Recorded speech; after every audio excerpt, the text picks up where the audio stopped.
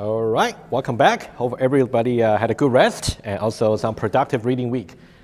So let's now take a look at the semester calendar very quickly, just to know what we can expect for the second half of the course. Okay, nothing has changed schedule-wise, but let's take a quick look.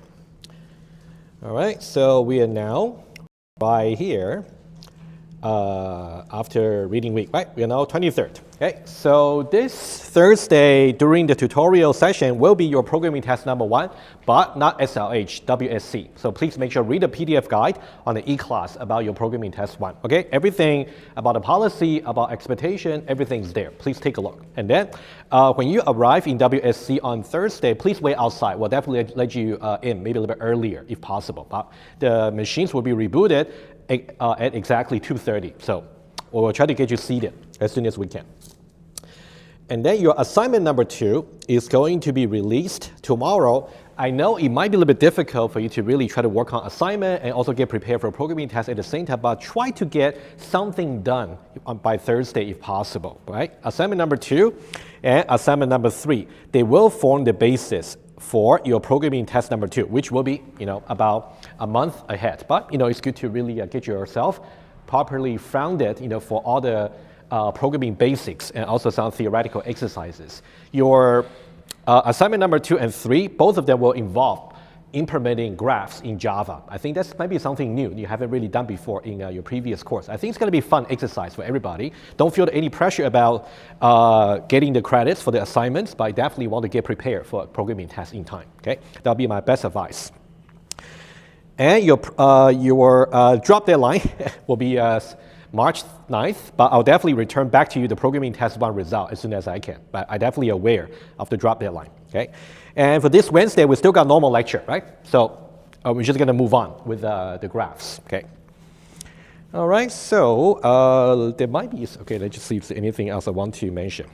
All right, programming test this Thursday, and assignment number 1, I released the solution. Please take a look to see if there's anything that might be different from yours. If that's turned out to be cleaner or better, you can feel free to adapt, right? That might be useful for your for your programming test 1 this Thursday. And please notice that the coverage for the programming test 1 is not just about assignment 1. I will encourage you to also review the theoretical basics, especially how you do rotations, how you do insertion, deletion, etc. Those are things that might be covered as well in the programming test 1. Okay, just make sure you read the policy carefully. Okay, and your assignment number 2, I'll release that tomorrow. If I can release that even earlier. I'll try. I'm just finalizing details. I might just do it tonight. Okay, so you can definitely get ahead if possible. Okay. Guys, any questions, please?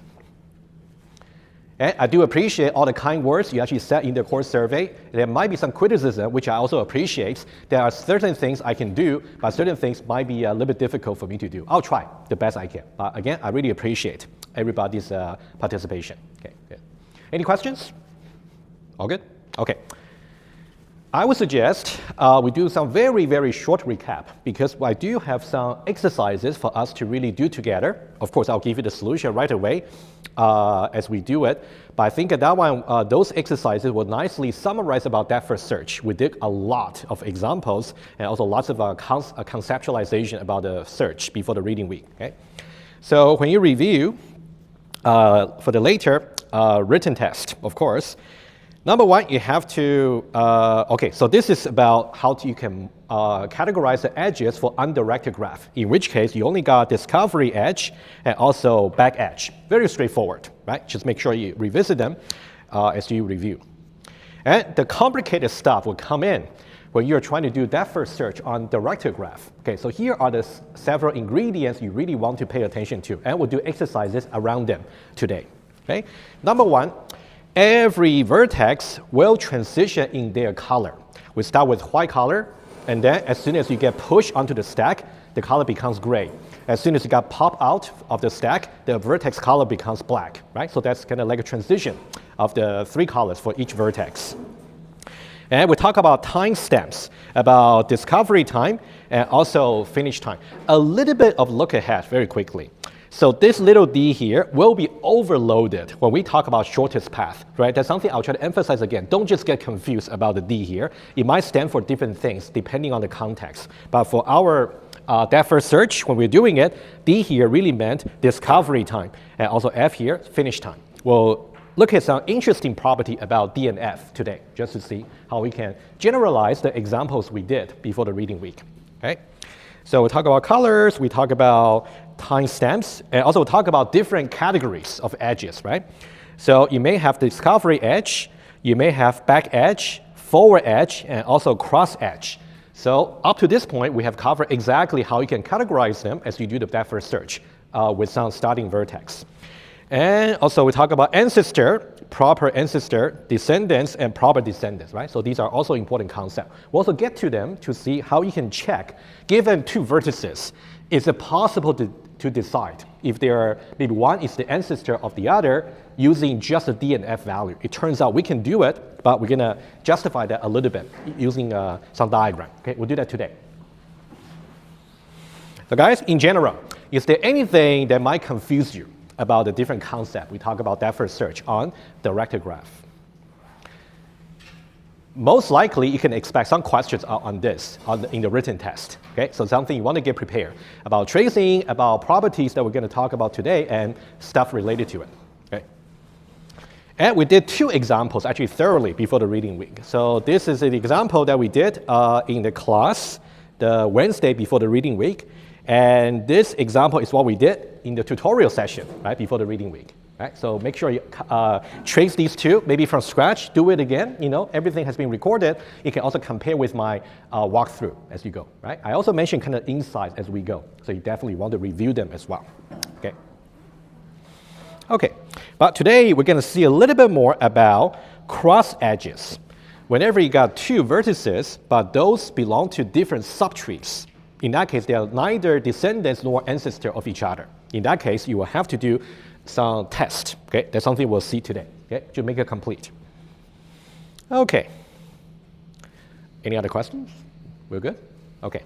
So the slides have been updated right before the class today. I just, as I said, for the graph lecture, I definitely intend to do some extension this semester. So please don't print them out just yet. I will expect to do a little bit more extension as we go through. Okay. Okay. So the slides you want to look at for the exercises today is slide number 33. So they're basically about, I believe, 4 different portions of the exercises. We're going to go over them all together. Don't worry. Okay. So as you go for the study, for this slide here, so there were basically 4 different questions that we want to answer. Okay. Each one of them is more like a question mark, right? So just take them more like a conceptual exercise and think about all the concepts we talk about for depth first search on the directed graph. Okay. So do one by one. Okay, the first one here. Let's try to relate between colors of the vertex versus the D and F values for the vertices. Okay, so let's try to relate these two.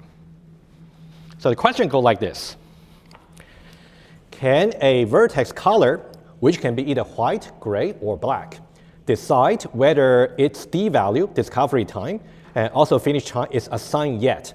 Assigned yet simply means is it defined? Is there any particular value, like a t equals 2, or maybe t equals 5, things like that? If it has not been assigned just yet, we say it's undefined. All right? How about this? If there's anything you want to share just about this particular question here, you can feel free. Anybody would like to share? Anything you want to say before we actually get to this particular exercise? For example, is the D value and F value always defined for a particular vertex? Is there a particular time where both values are undefined? Which means we haven't assigned any value just yet, right? Yes? No idea. That's fine. Diego, any idea? Go ahead, Diego, first. Yeah. Huh? Yeah, when they're white color, because we haven't discovered them just yet. They're just undiscovered. Well, exactly. That's good. All right. So guys, anyway, I'm not trying to embarrass you, but definitely want to catch up. These are very important stuff for the midterm, the written test, okay? So let's now go over them, okay? The first one, you will see that the answer over here, try to go very systematically talking about if the vertex currently is white, gray, or black, what's going to happen, right? Let's go over, okay? You can read the slides, please, and then I'm just going to do some notes together with you right here. Okay. I try this example here, by the way, is the one we did back in the tutorial. Okay, just to remind you. This one here is the tutorial example that we did. Right? I just kind of take the final screen, like a snapshot of the completed example. So we got the completely annotated graph over here, and also we got the tracing, right? So you can see the t-value here, starting from when initially nothing has been discovered, it's simply 0. And then we did from 1 to 12. Why 12? Because we got 6 vertices, each one of them is going to push and pop by exactly once. So 2 times 6, all right? And then we got the definition, right? For the d value and the f value. You can think about initially the table simply just empty. Nothing has been defined for d or f, right? Okay. And let's now talk about different cases, okay? The special case would be when t is equal to 0. We haven't pushed anything to the stack just yet. It's simply empty in the beginning. In that case, every vertex is simply white. All right? So this will be one example to show that at the beginning, no d value or f value has been defined for any vertex. Okay? Let's write this down. Just one example. Okay? When t is equal to 0 over here, basically all the vertices. I know some of you complained about my handwriting. I'll try, right? I may not be able to improve overnight, right? So I'll try. Also, I'm standing, right? Anyway, all vertices are white. All right. So in that case, basically all the vertices, the d value and f value are simply undefined, no value. Okay. So let's use some practical logic to express it. Okay. So for every x, if x is a vertex, assuming that our graph, the capital V, right? All this, the set of all vertices. That would mean d of x equals, okay, so this, you may have seen that before in your math class, right? It's more something called the bottom value, just undefined. We just use this notation here. So this is called the bottom value, which means it's undefined. Okay, let me just add one more antecedent here. When t is equal to 0, that's important, right? It's right at this particular time that no vertex has been defined for their d or f. Okay. Okay, and then we can say the finish time for that particular x vertex is also undefined.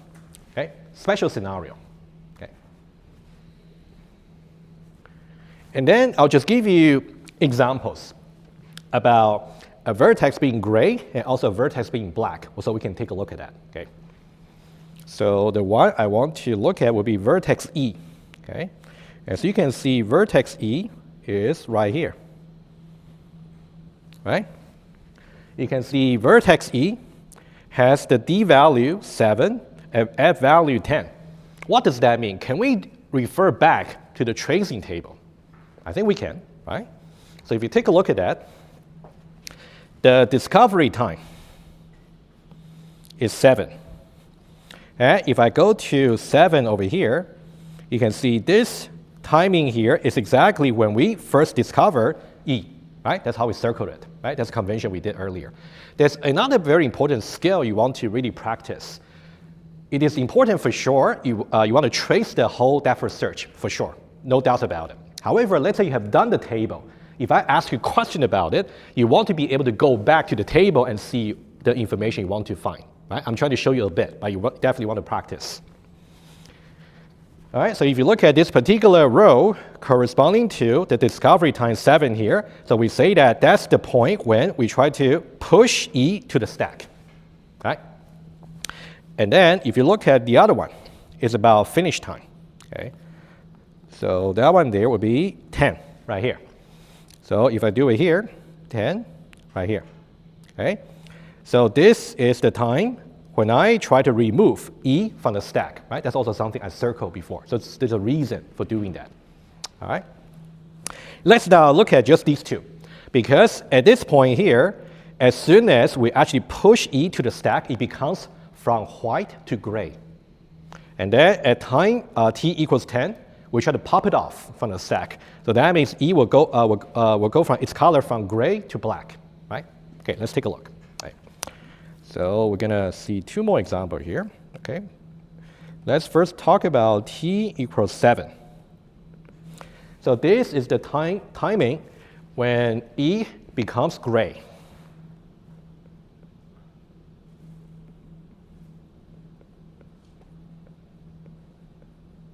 Becomes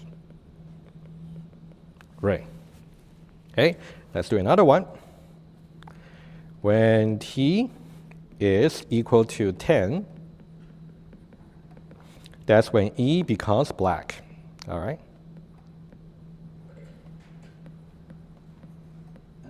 Okay, you can see a nice transition, white to gray and gray to black. I don't go back.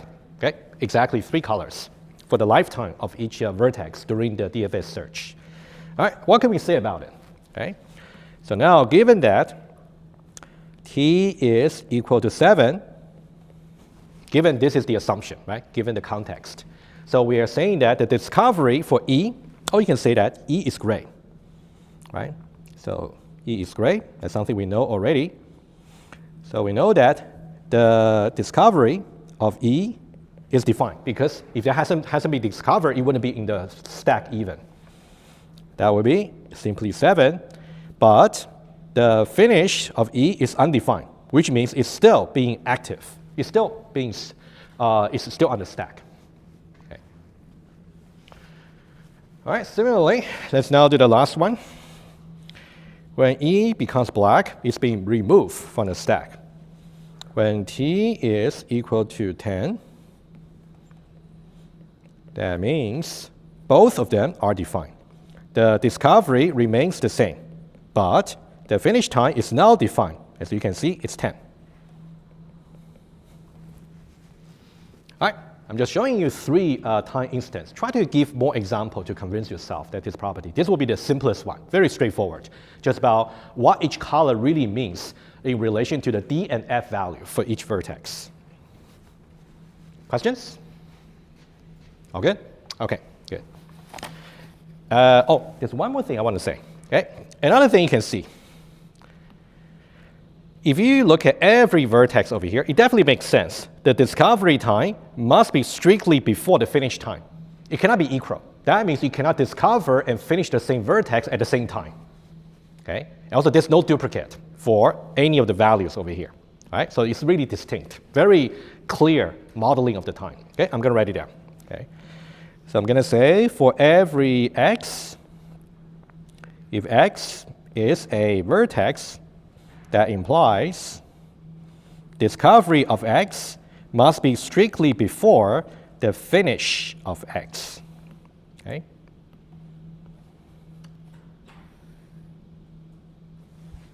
All right. That's also very important, right? You can easily observe that also in the table. Okay? Questions? Good. Okay, next one.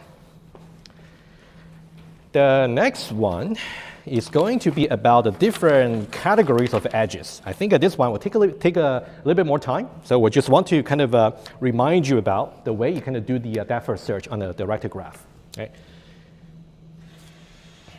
So it's going to be this question here. When we try to categorize each edge, what exactly are the colors for both vertices, number one? And also, are they kind of related to each other? Is one an ancestor of the other? Or maybe neither ancestor nor descendants, things like that. Okay, so this is what this question is asking, right? And the answer there is something there, right? You can definitely take a look. You should want to pay attention to. We got either tree edge or back edge or forward edge.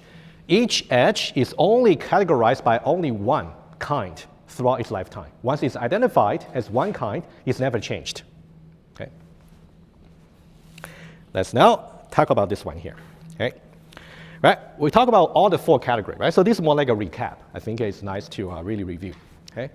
So we got the same graph. And this graph here, by the way, it's not tutorial example, it's the lectured example, right? Just, again, remind you. We only did 2 graphs so far. Okay. Okay, so this one here is the lecture example.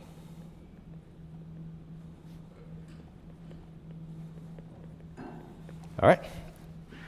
So we're going to talk about discovery edge, back edge, forward edge, and cross edge. I'm going to talk about the colors, the timestamp, and also the stack. So we see everything, right, over here. Let's start with, so in the beginning, all the vertices are white, right?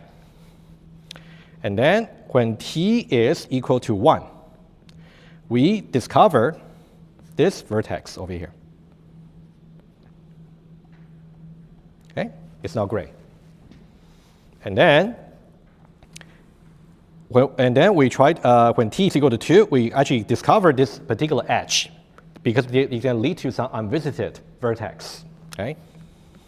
So at t is equal to 2, we actually identify some discovery edge over here, and that one is going to turn the vertex B from white to gray. Let's do one more, and then we'll generalize the pattern.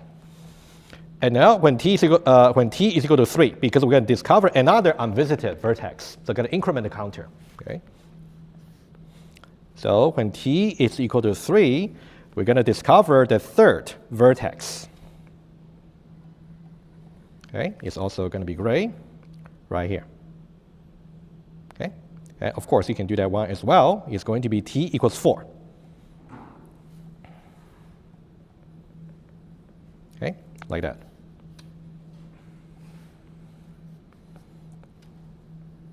Oh, sorry, wrong color.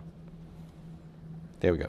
All right, so we got t, 1, 2, 3, 4, right? Just pushing 4 vertices onto the stack. So up to this point, we have a stack like this.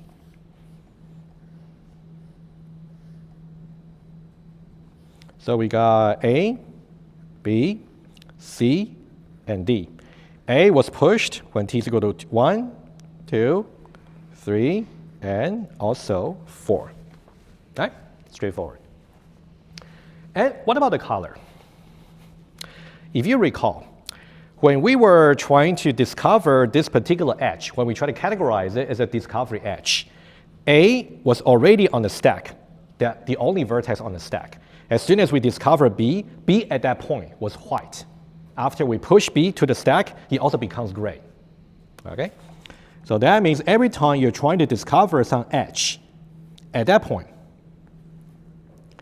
at the point we actually did this, A is actually gray, but B is actually white. As soon as we actually push B to the stack, B is going to become gray, right? Okay, let's do one more. So when we actually try to discover another vertex over here, right? Right here. At this point, B is actually gray. And C at the moment is actually white. Right? You can see exactly the time over there. Okay? You can see we're basically doing the same example, but we're trying to just zoom in to different timings just to see what's going on. Okay? Okay? You can do something similar when we discover C and also D, etc. All right, so this one here is pretty straightforward. It's simply discovery edges.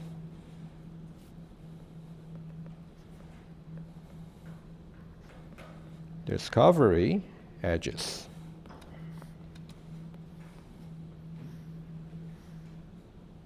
All right, and let's worry about the other 3 kinds. Okay, let's talk about back edge first. Okay, I'm going to put back edge right here. Let's now try to build on top of what we had just got from the discovery edge. We can build it. Okay, so let's say so far we have got A to B, A to B, B to C, and also C to D, right? And you can see that so far we have colored A here to be gray, B here, and C here, and also D here is also gray, right? Let's say this is starting point for us. And let's also remind us about a timestamp. 1, 2, 3, and also 4. Let's say, and now at timing number 4, when the t value is 4. The stack looks like this. We got A, B, C, D, right? That's something we'll see earlier. A, B, C, D.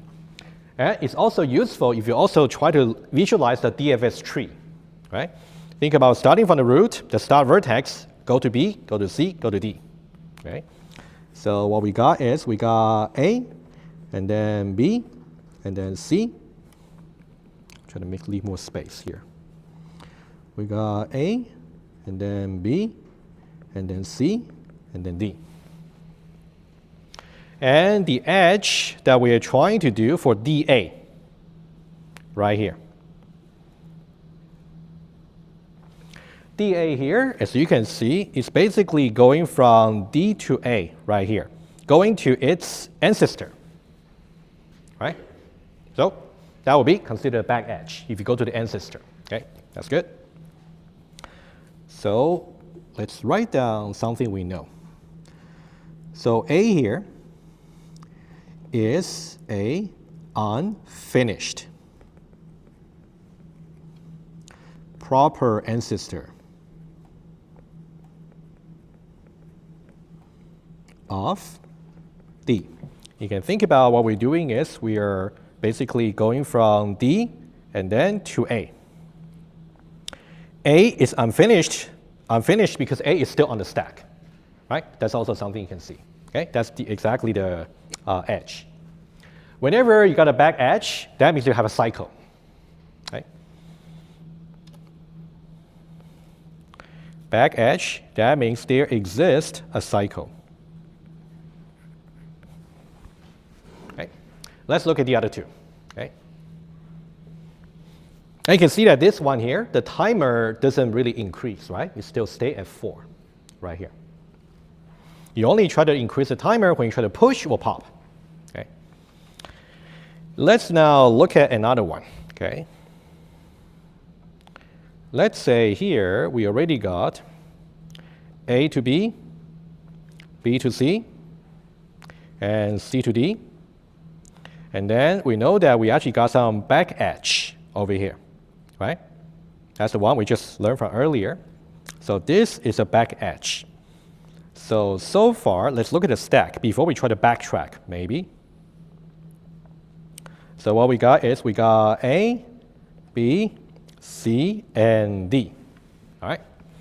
So now you can look at D here. There's only one incident edge from D, but that one has been categorized. Nothing else to do. So D can backtrack. All right. Just before I do anything else, let me just remind you. So T is 1, 2, 3, and then 4. But now, since we are going to backtrack D, so we're going to increment the counter. T will be 5, which means when we get rid of it, it's when T is equal to 5. Okay? And then we look at the C here. As far as C is concerned, that's the only incident edge. That one has been handled also, right? So we also backtrack C. Okay, so that will be when T is equal to 6. Okay, and then now the one to look at is B, right here, right? Also, that's the only incident edge. Also, pop it off. T is equal to 7. And then we're now back to the root, which is A, right here. Right? So for A here, what should we do? Right? You can see for A here, there are 2 incident edges, or 3, beg your pardon, 1, 2, and 3. We'll go for alphabetic order. We have already handled B here, so now the next one will be for C. So now we want to see where C is in that DFS tree. Right? It turns out this is some descendants. Okay? So let me just write it down first, and then we'll see. So think about, we're basically doing this edge over here. Okay? So this is a forward edge, we call. If you like, let's redraw the tree very quickly. So we got A, B, C, and D. And the edge that we are talking about is from A to C. So we got A, B, C, and D. So we got C to A.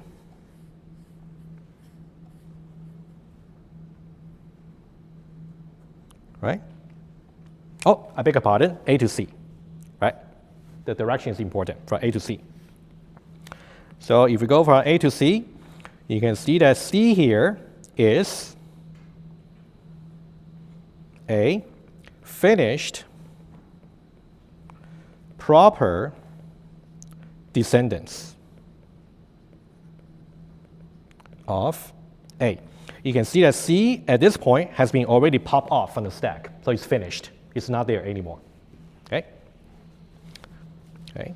Of course, at this point here, since D, C, and B, they have all been removed from the stack, so the color would have been changed already, right? So that means D here is black, C here, and also B here as well. And A here, we might still got like a further exploration. So A here remains to be gray.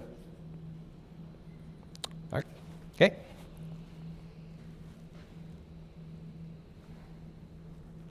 All right, any questions so far? All good?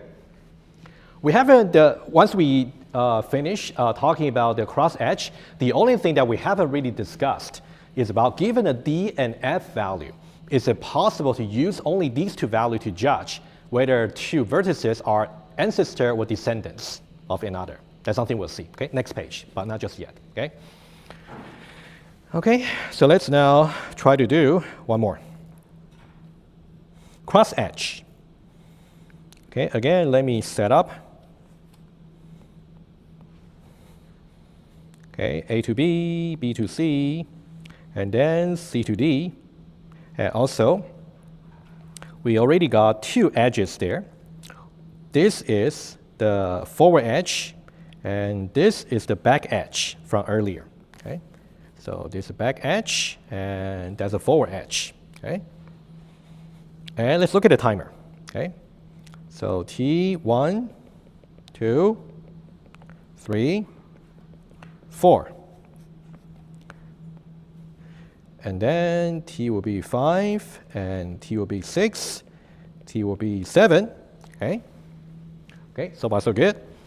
And then A here, what can we do? Because now we have handled this incident edge, we have handled this as well, so that's the only one that's left. Let's go for that way. It's not time to backtrack just yet for A. So for that one there, we're going to have another discovery edge. Okay, right here. This will be another discovery edge. Okay. So what about the color? Let's look at that. A remains to be gray. However, the subtree that contains B, C, and D, they have all been finished. Right? All the vertices in the subtree, they become black. Okay, so what we do is we're going to B here, C here, and D here. Right? You can think about this one here is just introducing another branch for the subtree that's rooted also at A. Okay, let's draw that. So what I can draw is, let's say here, so we got A,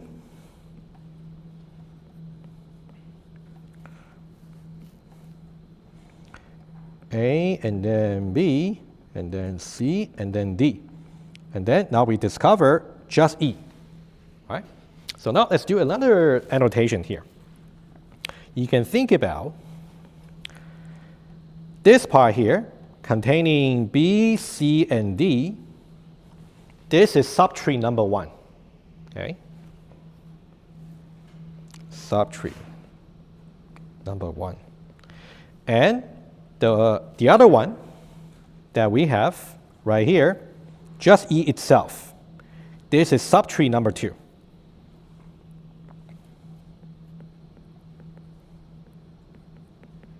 Right? Subtree number 1 and subtree number 2. Okay. So now for E here, we have no choice, right? So here, E will be the top of the stack. Oh, let me just draw the stack again, okay, just for completeness. And for this one here, oh, sorry. And for that one there, we got A, B, C, D, and E. And so far, we have already removed D, C, and B. So think about this part here that's already removed is the first subtree, which is completely done, right? So I'll just write it down here. Again, this is the subtree number 1. And the one we have just discovered over here, this will be subtree number 2. Subtree number 2. Okay. So now from E here, what we want to do is we want to identify this particular edge. Okay. And of course, the last time value that we had was here, t equals 7, when we pop B off the stack. And now we're going to push another vertex to the stack. We're going to increment the value from there. Okay? So that one there is going to be t equals 8. All right? And that one there, of course, is going to turn this vertex over here into gray. Right? Okay, finally, let's now look at this edge over here. This will be the fourth kind, which is a cross edge. Okay, so this is a cross edge. So there are two ways for you to visualize it. Okay, one is if you look at from E to D. E to D over here, going from E to D, you're basically going from one subtree to the other. So E here, they are not descendants, they are also not ancestor of each other. Yeah, question. E to C. Yes, I agree. Thank you so much. Absolutely. E to C. There we go. Awesome. Good. Okay. So you can think about C here. C here is finished. Also, it's not ancestor. Also not descendants of E. All right. We're going to see exactly how you can check this in the next page. Okay, not there yet. Okay. Okay. So that's good. All right, guys. Any other questions? I think that this one is more like retracing almost, right? Just a bit more fast, faster. Okay. So you ought to be able to actually now link the t value, and also the stack, and also the edges we are discovering, and also the vertices color, right? We put everything together. That's something you want to have be ready when, during the midterm. Okay, I mean the written test. Okay. All right, let's now do one more.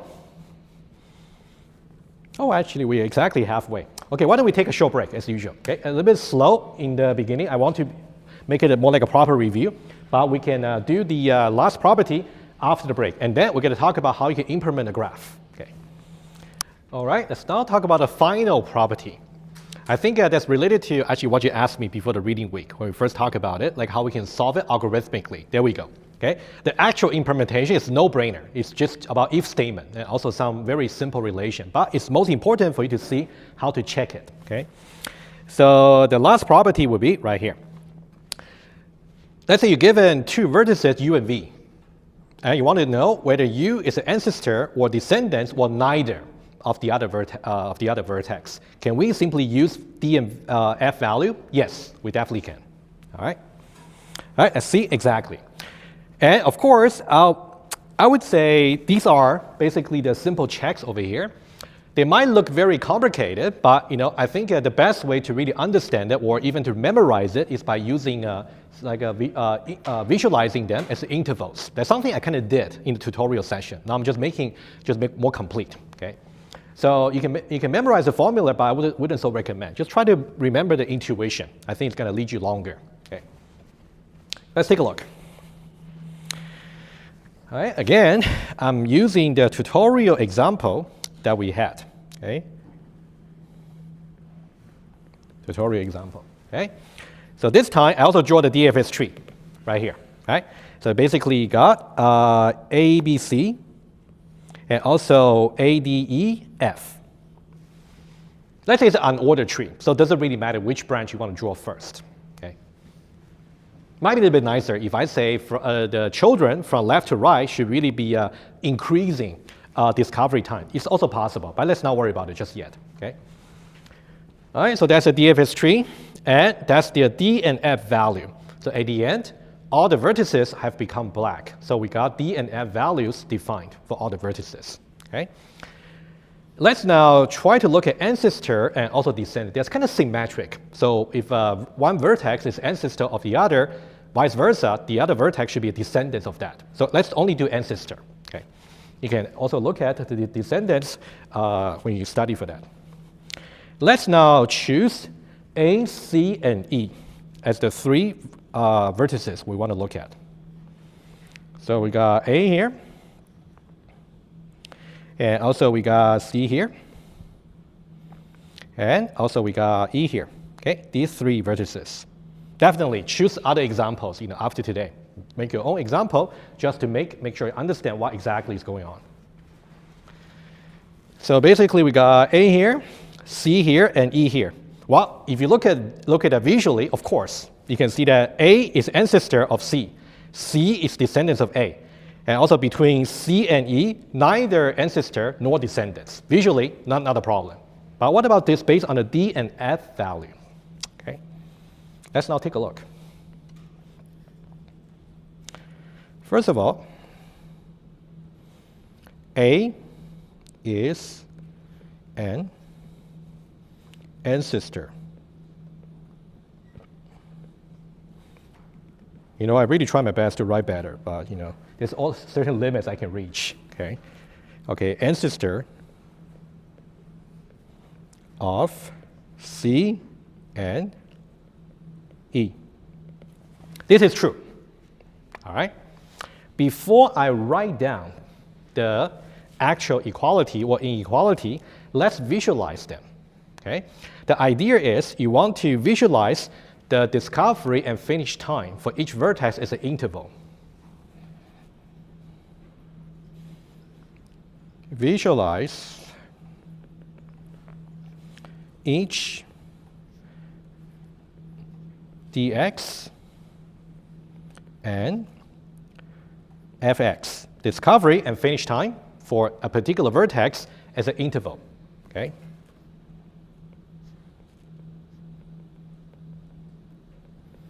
That's what we're going to do. So now, in the case of A, that one there happens to be the root. That means you're going to start the earliest, finishes the latest. Also, it corresponds to the stack. A was pushed first, and also remove the last, right? Correspond to exactly the last in, first out. Okay. So let's now do for A. Okay, so A here, I'm going to use the blue right here. So you can see A here discovered when T is equal to 1. Finishes when D is equal to T is equal to 12. Okay, think about that's a T value right here. So we got 12. Okay, that's the widest range. So now we have this. This will be the discovery of A and the finishing of A. Okay. Basically, any descendants of A is actually going to start somehow later than A, but it's going to finish earlier than A. As long as you can find such vertex, they are descendants. And vice versa, A will be the ancestor of that. Okay, let's see. Okay. So let's see C and E. For C, let's now use this color here. Okay, C here. Between 3 and 4. So that means I'm going to have, let's say, 3 and 4. Discovery of C and finish of C. As long as that particular interval for the vertex is contained by another interval, we know that this is a descendant of that. All right, let's write this down, what we have so far. So here, the discovery of A strictly smaller than the discovery of C. Discovery of A strictly smaller than the discovery of C. And it's a conjunction. Both must be true. Also, you can see that when the descendant finishes, the ancestor should not be finished yet. Okay. And also, the finish of C should be strictly smaller than the finish of A. Okay. So you can see here and also here. Okay, contained. Sounds good? Okay, let's do one more. Okay. What about E? Apparently, E here is from another subtree. That one there, I'm going to use purple. Okay. E here. Between 7 and 10. It's going to be between 7. It's not exactly to scale, but you see the point, right? 7 to 10.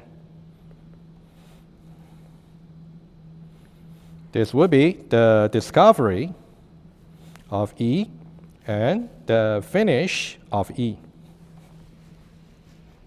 Now, you can see that also the discovery of A strictly less than the discovery of E.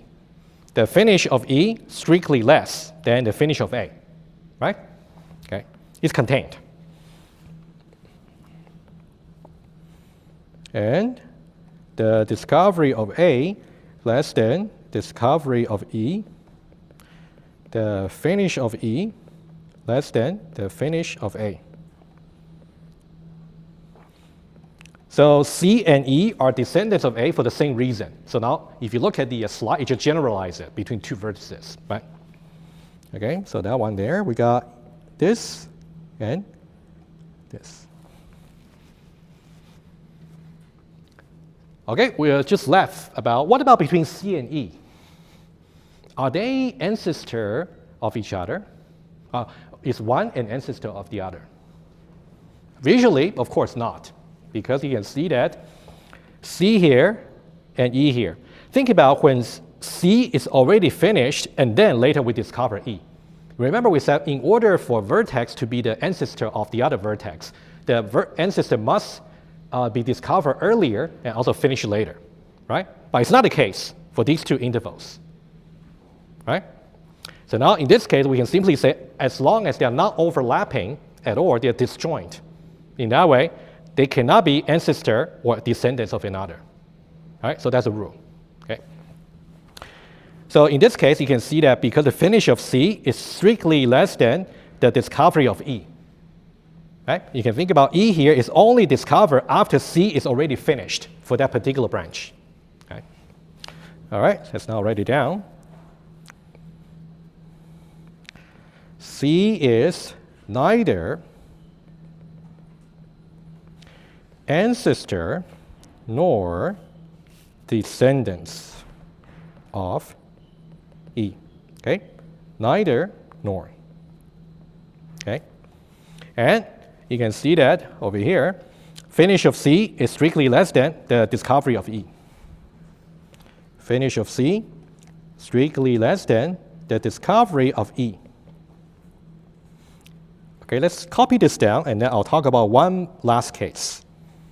Finish of C and also for E here.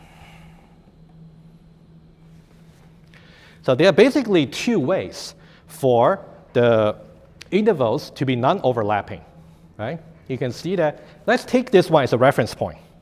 Let's say E here. If this is a reference point right here, okay, you can see C here is exactly some earlier finished vertex from another branch. So there's another case over here. Is it possible that only after E is finished, we got another vertex, that's another branch? So that's the second condition you will see in the slides. All right? So let me just point to you again. If you look at the slides over here, the condition for neither ancestor nor descendants is a disjunction here, or.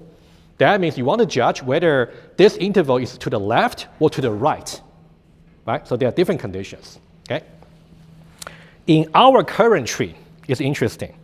Somehow this is the last branch that we have already discovered, right? Kind of last run. But we only got 2 branches, basically, right?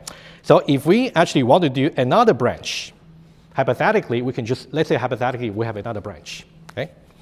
So what I would do is, let's say hypothetically, there's another vertex, H.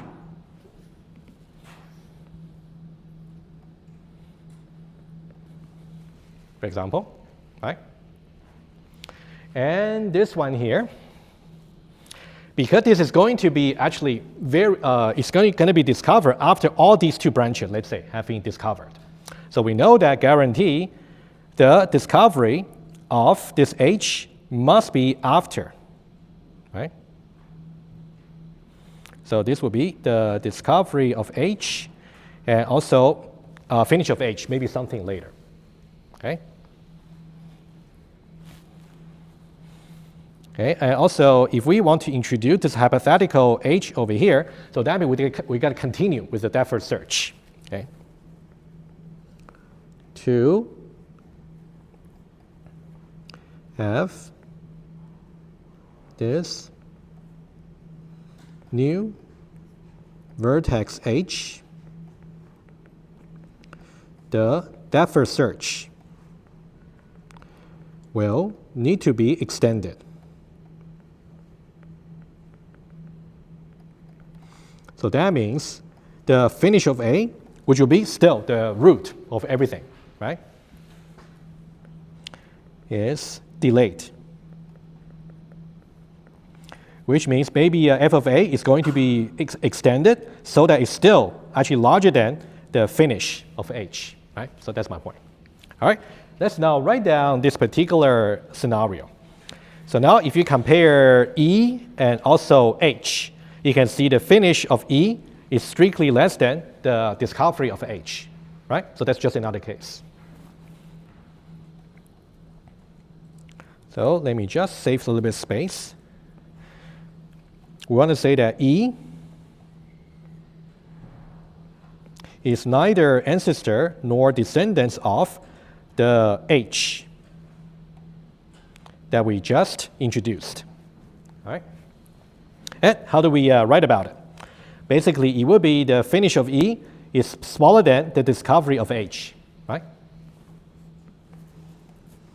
So that one there would be the finish of E is strictly less than the discovery of H, okay?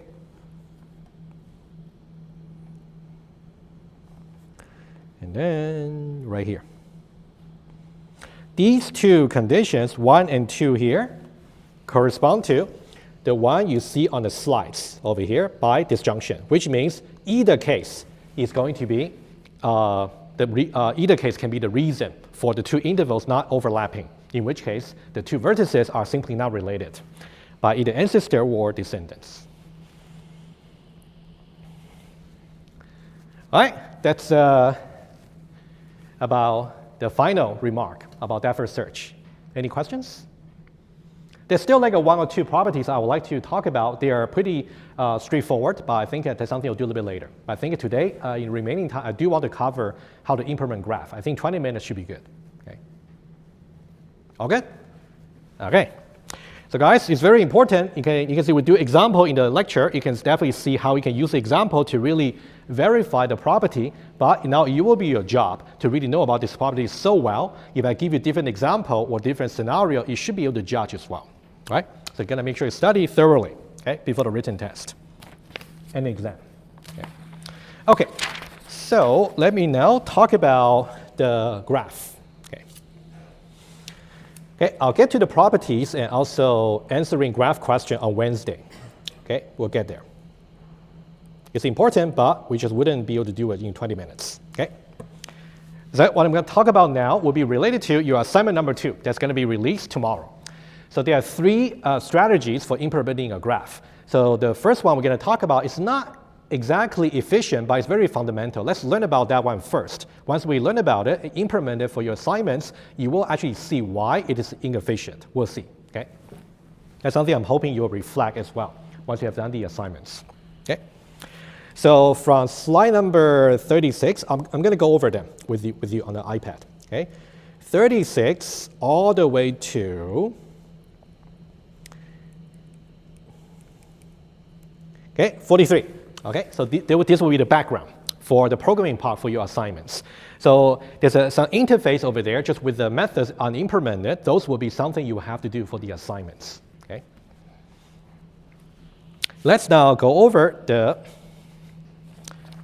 strategy. Just before that, you will need to use doubly linked list, which you learned from 2101. Okay, so you will be given the complete implementation for doubly linked list and also doubly linked node. Those are the two classes you'll be given as well for your programming test number 2. Right? So you want to definitely get used to them so you will know which method to call and which method to call. Okay? So I'll just give you one example here. Okay? Let's look at it. So we got doubly linked node and also we got doubly linked list. Let's just go over the classes very quickly. Okay?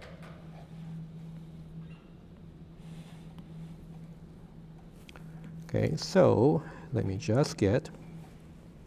Okay. Let's start with individual node, doubly linked node. And it's generic, which means it can be string, can be person, etc. Right? Doubly linked node. And every node has some data elements, of course. And this element here, later on we'll see, can be instantiated into either vertex or edge. All right, I'll give you some look ahead. Okay. E here. Here.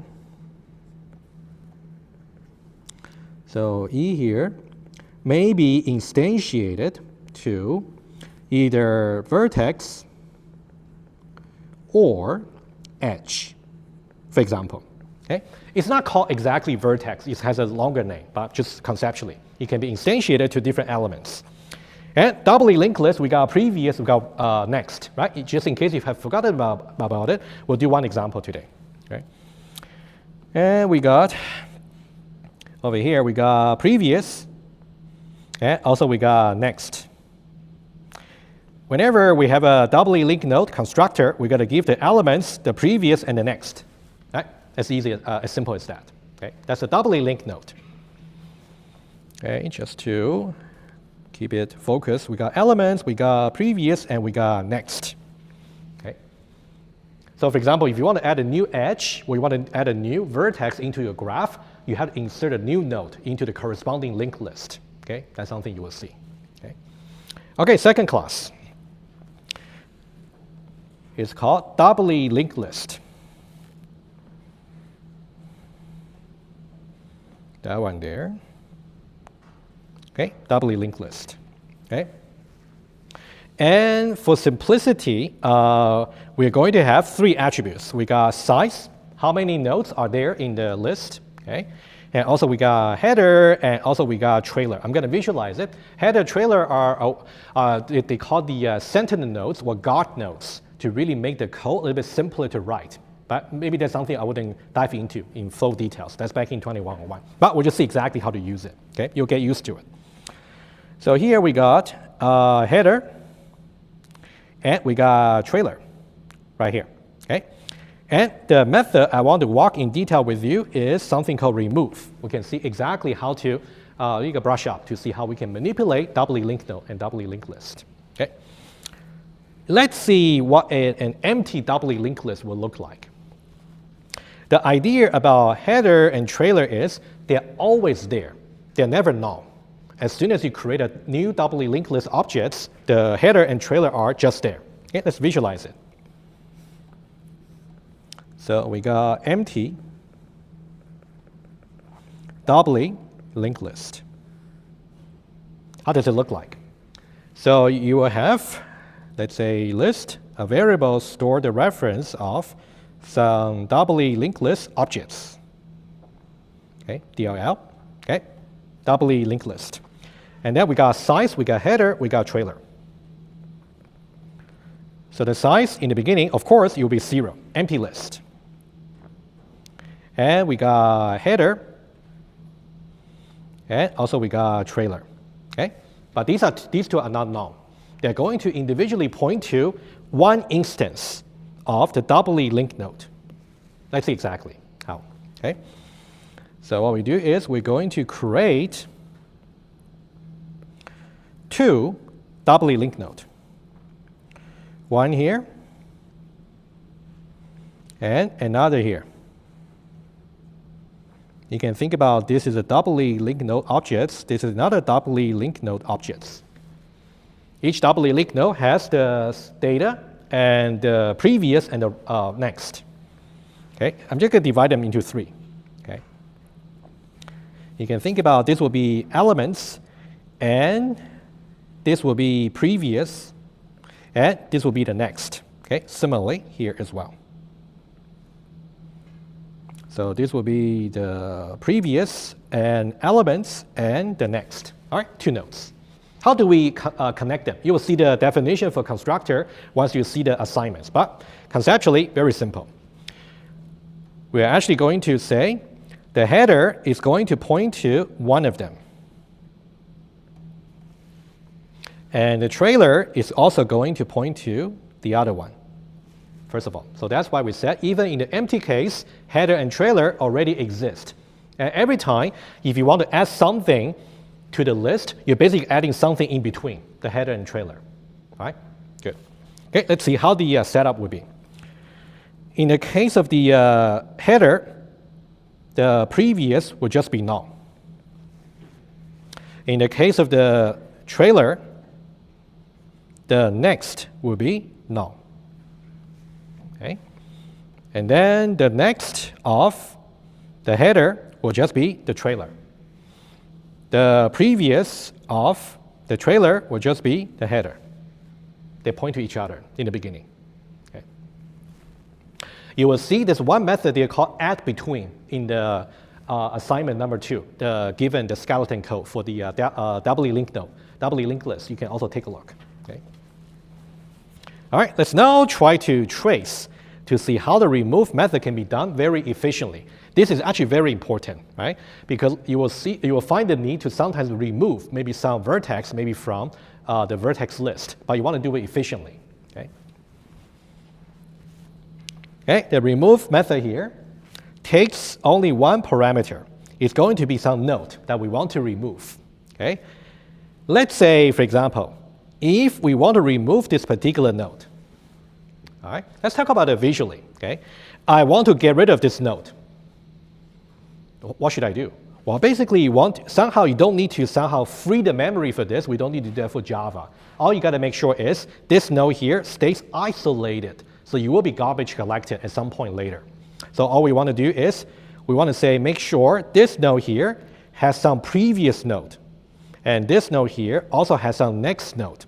We want to identify this and this. We call them predecessor and successor. We'll see. Okay? Once you identify predecessor, successor, you want to, first of all, get rid of all these links. And then make sure predecessor points to successor. And the successor points to the predecessor. That's how you do it.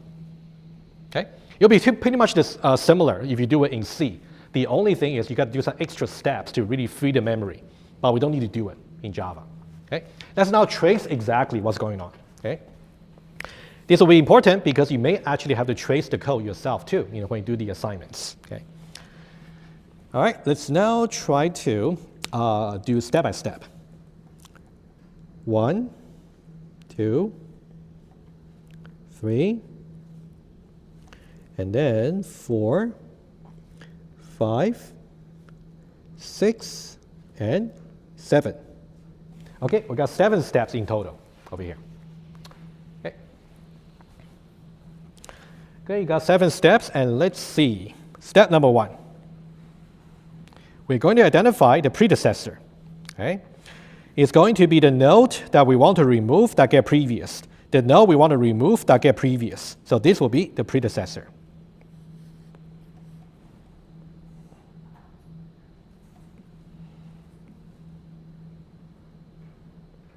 Okay, this will be the predecessor.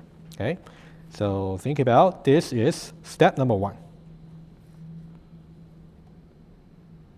All right. And step number 2. symmetrically. Let's identify successor. Okay. Okay, so that means we're going to identify the node that gets successor, the node that gets next, which will be this node right here. So that one there is going to be successor. This will be step number 2.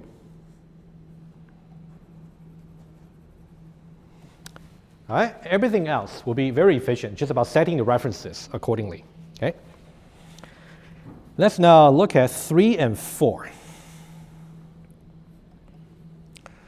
3 here. Oh, actually, let me use green first. It's about predecessor that's set next. Predecessor that's set next to be successor. Predecessor set next, rather than here, to be the successor. Okay? So that one there is going to be right here.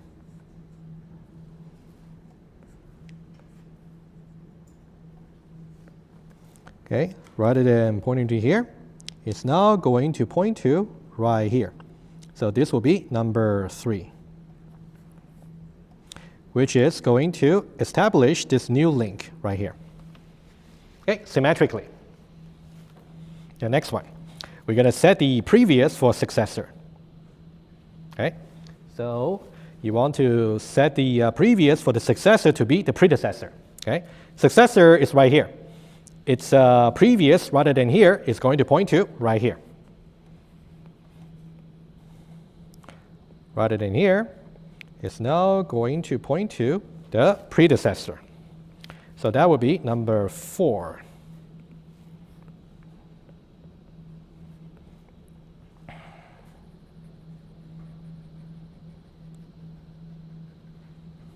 Okay. And then the next 2. It's about make sure the node we want to remove stay isolated. Okay, you want to make sure these 2 links right here are set to null. Okay, these 2. Okay, they'll be pointing to null and also pointing to null. All right, so this will be number 5, and this will be number 6. Yeah, verify again. When you trace your code. Trace the code yourself. Okay. Finally, since we have an attribute for the doubly linked list, you got to make sure you also update the size. Of course, when the list is empty, you're not supposed to remove anything. But in the case where you got, let's say, 5 nodes, you got to decrement the value for size. Okay. Okay. So that one there is about update the doubly linked list attributes. So in the programming test, you don't need to implement any methods for doubly linked node, doubly linked list. They will be given to you. However, you should know how they work. Otherwise, you just wouldn't know which method to call, right? So that's why I want to go over just one, just to hopefully get you back to the momentum you built from 2101. Okay. All right. So there are 2 more things I need to cover. I got about 7 minutes. I'll see how much. I think I should be able to finish almost everything. Okay. I'm going to go over the code with you a little bit about the graph classes you will see. It's not exactly the same hierarchy, but you will see something very similar. Okay. So in assignment number 2. So I'm going to go over the classes with you, point out what you should really pay attention to, and then we're going to look at some visualization. I'll see if I can get to here. If I cannot, I'll start with that on Wednesday. But you definitely got enough to get started for the assignments. Okay, let's take a look at the classes here. Okay, now we talk about the edge list strategy. So once we learn about the edge list strategy, you will identify exactly how it can be limited for its runtime performance. And then we'll get to another second strategy called adjacency list. That one might be more commonly used because that one's more efficient, more like an extension. But let's now get this basic one understood first. All right, so we got 3 classes. First of all, let me 3 important classes. So one is called edge list graph. It's generic. You got V and you got E. There are 2 generic parameters. Okay, so I'll make some quick notes for you. You can think about the V here will be the type of data stored in vertices. And the E here is going to be instantiated into the type of data stored in edges. You know, for example, let's say if you want to have a weighted graph, in that case, the E here should be integer, capital I, like wrapper type, wrapper class in Java. Okay? But you'll see different variety. Okay? And we got second class over here. Let me just go over the classes quickly, and then we get to the more specifics. So there will be one class called edge list vertex. Okay? It's really a vertex class, but somehow I call it edge list just to make it more explicit about which strategy we're using. All right? And in here, I'm just trying to show you the hierarchy, but in the actual assignments, I didn't give you this many classes. I somehow collapsed this class and this class together. So you'll see all the attributes there, but just not separate classes. Okay? They're still consistent. And another class is called edge list edge. Again, it's indeed just the edge class, but I put this prefix here just to make it explicit about which strategy we're using. Okay, so these are the three classes. And now, let's talk about the individual attributes. Okay? For the graph, at the graph level, we got three attributes. Okay? The first two are you can think about the way we kind of formulate the graph. We say it's going to be a pair with a capital V and capital E. That's what we're doing here. Okay? So what we have is we got a doubly linked list of vertices and a doubly linked list of edges. So one is called vertices, the other one is called edges. Right? So this really corresponds to whenever we say a graph is simply V and E correspondence. Okay? And then there's also one Boolean attribute there. Just say whether or not the graph is directed. If you set it to be true, it's directed. Set it to be false, it's undirected. And the only constructor we have is right here. You just initially, both lists should just be empty. No vertices and no edges. And also, you're going to pass whether or not it's directed, right? Straightforward. And let's now look at vertex class, right? Everything from here is going to be inherited to this class here. Everything here is also going to be inherited to the edge class. Okay, let's take a look at it very quickly. Okay, for vertex, you got elements, and also you got some constructor. That one's straightforward. Okay, what about edges? Edge here, you also got some element to be stored. Could be the weight, for example, for each edge. And you also got origin and destination. Origin and, I'll make it a little bit bigger. Okay, origin and destination. Both of them are simply vertex, which makes sense. Right? Of course, if you think about two vertices over here, we got origin and destination. And this is like a current edge that we're considering, origin and destination. Okay? Good. And let's now talk about these two attributes over here. I think after these two, I'll stop. Okay? The visualization, I'll talk about it right in the beginning of Wednesday. Okay? So these two attributes are the most confusing part for edge list, and actually for all the strategy, because they all use the same idea. So this is really for efficiency reason. Also the fact that we're using OOP, so we can definitely store references in the right place. Okay? I'll give you some idea here. You can think about it, and then I'll try to explain in a different angle. In the vertex class over here, what we have is we have an attribute there of type doubly linked node. And it's called vertex list precision. Okay? Similarly, in the edge class, we also got an attribute of type doubly linked node. And that one there is for edge list precision. I'll write down what their purposes are.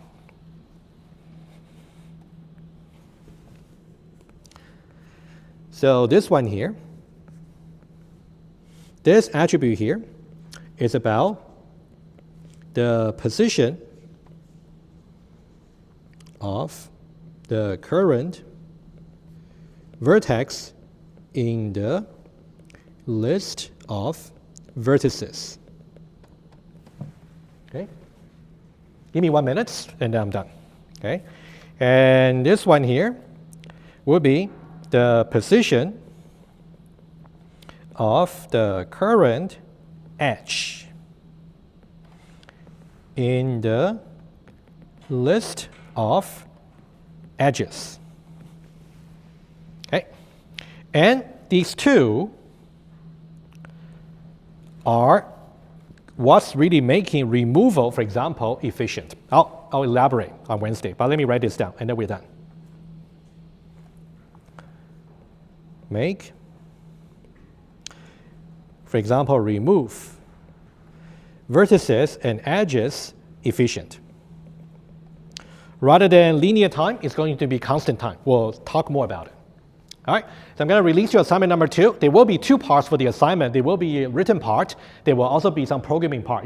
You're definitely ready to actually start with both. Take a look at the slides for this edge list strategy to see how much time you can spend before Thursday's test, but try to do something, right? You don't really want to just simply wait until Thursday, okay? Thank you, and I'll see you on Wednesday.